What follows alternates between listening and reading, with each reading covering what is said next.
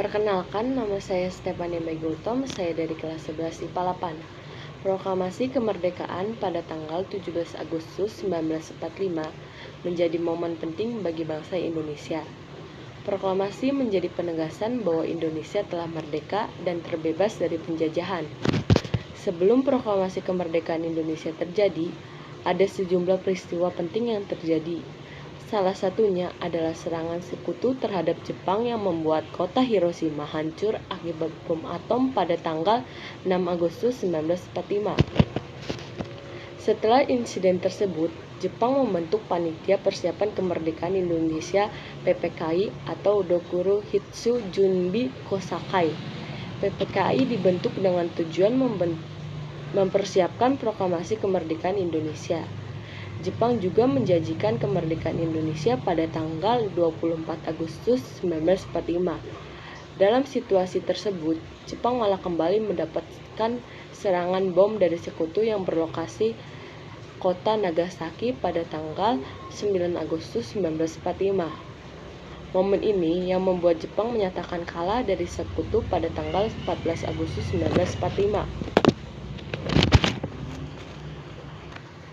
Para pemuda yang mendengar kekalahan Jepang langsung mengadakan rapat di gedung bakteriologi. Hasil rapat tersebut adalah memerintahkan Wikana dan Darwis mendesak Soekarno untuk segera memproklamasikan kemerdekaan Indonesia. Namun, Soekarno dan Muhammad Hatta selaku golongan tua menginginkan konsep kemerdekaan yang lebih matang dan tidak terburu-buru.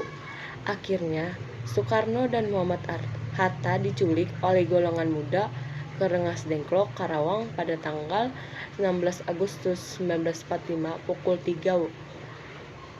Pemilihan Rengas Dengklok untuk merundingkan kemerdekaan karena letaknya yang strategis sudah dikuasai oleh peta dan masyarakat di sana juga anti dengan Jepang. Setelah golongan tua yang diwakili Soekarno, Muhammad Hatta dan Mr. Ahmad Subarjo dengan golongan muda membuat kesepakatan, proklamasi kemerdekaan akhirnya diputuskan untuk diadakan pada esok harinya, pada tanggal 17 Agustus 1945. Namun sebelum itu dilakukan, pertemuan PPKI di rumah di Laksamana Maeda, Kepala Kantor Penghubung Angkatan Laut, Jepang terlebih dahulu. Pertemuan tersebut bertujuan untuk perumusan teks proklamasi yang dihadiri oleh golongan tua dan golongan muda. Setelah ditulis tangan oleh Soekarno, teks proklamasi tersebut diketik oleh Syayuti Malik. Selanjutnya, para tokoh proklamator mendatangi rumah Soekarno yang terletak di Jalan Penggangsaan Timur nomor 56 untuk pembacaan teks proklamasi pada tanggal 17 Agustus 1945.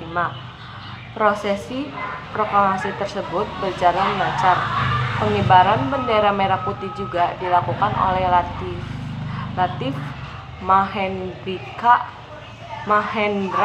Hendraningrat Suhusastrokusumo dan Surastri Karma atau SK Trimuti. Lalu acara dilanjutkan dengan sambutan oleh beberapa wali kota yaitu Suryo dan Dr. Muryadi. Sekian dari saya, terima kasih.